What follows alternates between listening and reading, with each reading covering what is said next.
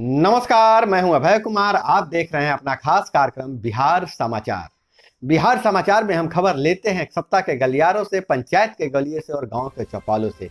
तो इस बुलेटिन में हम आंगनबाड़ी सेविका सहायिका का आंदोलन के हवाले से, नियोजित शिक्षकों के वेतन, वार्ड सदस्यों और सरपंचों का क्या है आगे की रणनीति सहित कई तमाम तरह के राजनीतिक मुद्दों पर हम चर्चा करेंगे। कौन सी प्रमुख खबरें हैं हम आपको बता दें, वीडियो के अंत तक बने रहिएगा। चूंकि दीपावली के कारण आपके यहाँ घर में अखबार नहीं आया होगा, तो पूरी खबर मैं बताने जा रहा हूँ। सबसे पहले मैं आपको बताने जा रहा हूँ कि दीपावली धूमधाम से संपन्न अयोध्या की दीपावली गिनीज बुक का वर्ल्ड रिकॉर्ड में दर्ज हो गया है। और इधर आंगनबाड़ी सेविका सहायिका के हवाले से खबर यह है कि आंगनबाड़ी सेविका सहायिका संघ पर्व त्योहारों के नाम पर आंदोलन को थोड़ा सा ब्रेक दिया है।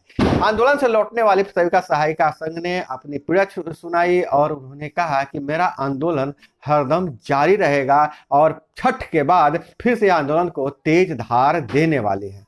अब स्थिति यह हो गई है कि 46 दिनों के लगातार आंदोलन के बाद अगर सेविका सहायिका संघ आंदोलन से वापस लौटती है तो उनकी प्रतिष्ठा का सवाल है। और दूसरी तरफ यह है कि नीतीश सरकार के सामने यह बात सामने आ रही है कि अगर आंगनबाड़ी सेविका सहायिका का आंदोलन समाप्त नहीं करवाते, इतने लाठी डंडे चलवाने के बाद, बर्खास्त करवाने के बाद, तब उनकी भी प्रतिष्ठा पर प्रश्न उठाए जा रहे हैं। हालांकि आंगनबाड़ी सेविका सहायिका संघ ने कहा है कि अभी हम इतने दिनों का जो समय है लोगों को एकजुट करने के लिए, समर्थन हासिल करने के लिए और आंदोलन को कैसे गति दिया जाए, किस दिशा में दिया जाएगा आंदोलन को, जिस पर हम सड़क जाम, भारत बंद जैसे भी आंदोलनों पर विचार कर रहे हैं। तो सेविका सहायिका संघ ने बिहार के लगभग सभी प्रखंड मुख्यालयों में बैठक करके अपने आंदोलन को गति देने के लिए रणनीति बनाई। हालांकि सेविका सहायिका संघ ने प्रखंड स्तर के अधिकारियों ने कहा है कि जैसा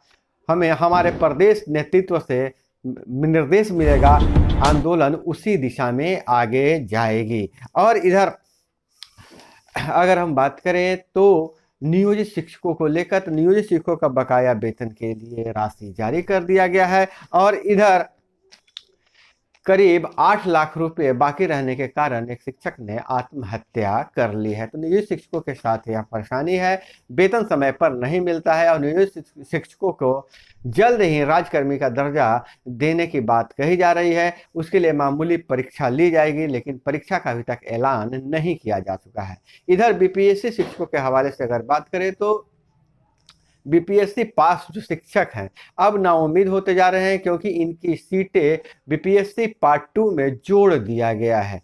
बीपीएससी पार्ट 2 के हवाले से यह सूचना मिल रही है कि बीपीएससी पार्ट 2 में सवाल जो होंगे स्टूडेंट फ्रेंडली होंगे, मतलब परीक्षार्थियों के अनुकूल सवाल पूछे जाएंगे। वहीं 1,21,270 पदों पर की वैकेंसी निकाली जा रही है, जिसमें 50,000 और वैकेंसी जोड़ी गई है।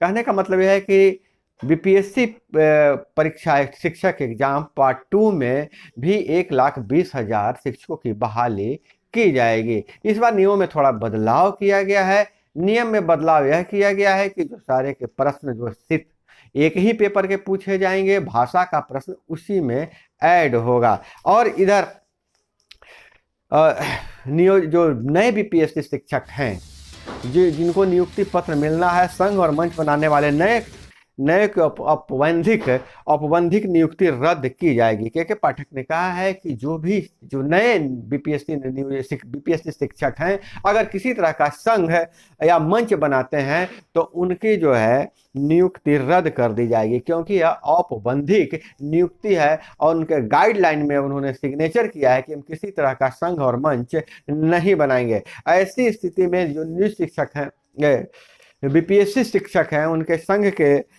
लोगों का कहना है कि हम संघ बनाएंगे और इस पर सरकार को जो करना होगा से करे। वहीं स्कूली शिक्षकों, शिक्षकेतर कर्मियों के साथ ही क्षेत्रीय कार्यालय के कर्मियों का तबादला प्रतिनियुक्ति पर रोक लगा दी गई है। इस संबंध में माध्यमिक शिक्षा निदेशक कन्हैया प्रसाद श्रीवास्तव ने सभी क्षेत्रीय शिक्षा उप निदेशक और जिला शिक्षा पदाधिकारी को पत्र भेजा है। और लालू की करीबी कत्यान कोर्ट में पेश हुए हैं, जेल भेजा गया है। कोर्ट ने ईडी को 16 तक हिरासत में दिया है। कात्यायन 16 तक हिरासत में रहेंगे। और खबरों पर नजर डालें तो इधर जो खबर निकल कर आ रही है, भोजपुर में गोवर्धन पूजा में गाय डाल देखने के दौरान बदमाशों ने फायरिंग की। इस फायरिंग में 3 बच्चों को लगी गोली, जिससे गंभीर हालत में इलाज के लिए सदर अस्पताल पहुंचाया गया है।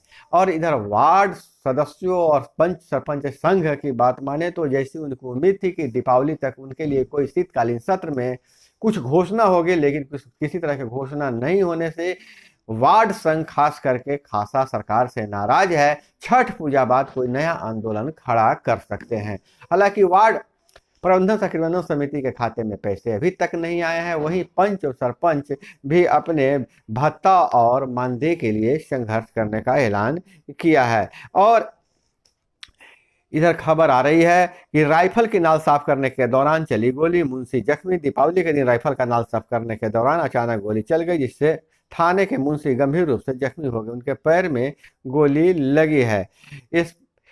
इसमें अब मामला जो है मेहसी थाना का है। चकिया डीपीओ और एसपी कांति मिश्रा ने मामले की जांच करने की बात कही है। वहीं बेतिया से खबर आ रही है, बेतिया में सड़क हादसे में व्यक्ति की मौत, परिजनों ने सड़क जाम कर किया हंगामा।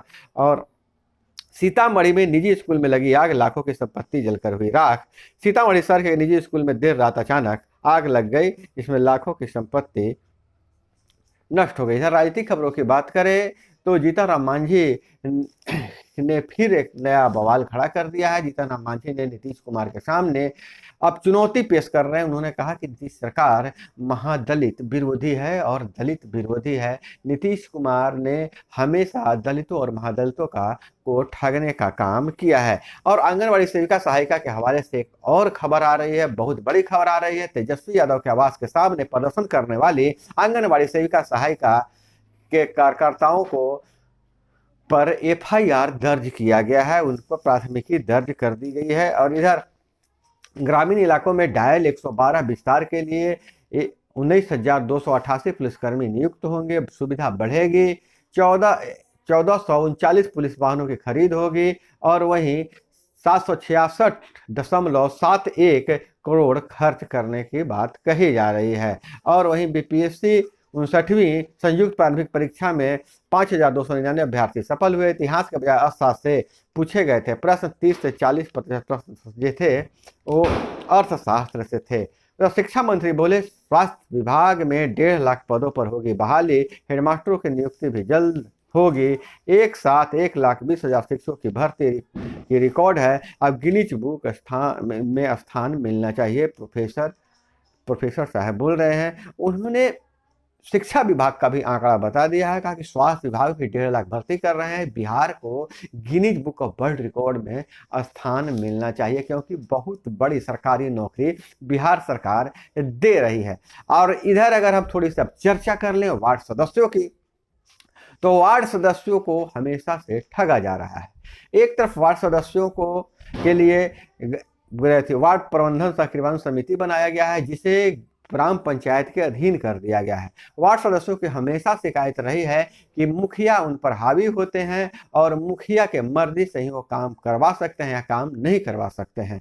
चुनाव जीतने के बाद से उन्हें जनता के बीच जाना मुहाल हो गया है, क्योंकि जनता के बीच जाने में सब अपनी अपनी समस्या लेकर आते हैं और वार्ड सदस्यों से पूछताछ करते हैं। उन्होंने सवाल उठाया वार्ड सदस्यों ने कि जब सरकार को किसी तरह की काम होती है, जनगणना की बात हो और वोटर लिस्ट की सत्यापन की बात हो, या फिर गांव में किसी तरह का विवाद हो या किसी तरह का सांप्रदायिक सौहार्द बिगड़ता हो, तो वार्ड सदस्यों का मदद लिया जाता है। यहाँ तक कि पूजा के दौरान भी वार्ड सदस्यों को निगरानी करने के लिए कहा जाता है। वार्ड सदस्य बखूबी से ये काम करते भी हैं, लेकिन वार्ड सदस्यों को बदले में मिलता क्या है? बदले में उन्हें भत्ते के रूप में मात्र 500 रुपये मिलते हैं। और वहीं 50 बार अगर ब्लॉक और जिला दौड़ते हैं तो उनके लिए कोई यात्रा भत्ता की सुविधा नहीं है। वार्ड सदस्यों ने कहा है कि जब तक हम अगर किसी काम से मौखिक आदेश से भी अगर जाते हैं जिला प्रखंड मुख्यालय, तो हमें किलोमीटर के हिसाब से वाउचर बनाकर उसका भत्ता मिलना चाहिए। आपका क्या राय है वार्ड सदस्यों के बारे में? कमेंट में जरूर बताइएगा। तो दोस्तों, दीपावली का पर्व धूमधाम से पूरे देश में संपन्न हो गया है। आपके शहर में दीपावली की धूम कैसी रही? माता लक्ष्मी सबकी कृपा, सब पर कृपा बनाए रखे। आज के बुलेटिन में बस इतना ही। अपना बहुत बहुत ख्याल रखिएगा, लेकिन उससे पहले आपसे गुजारिश करते हैं चैनल को जरूर सब्सक्राइब कर लीजिएगा। वीडियो पसंद आए तो लाइक जरूर कीजिएगा। मिलते हैं अगले वीडियो में। जय हिंद, वंदे मातरम।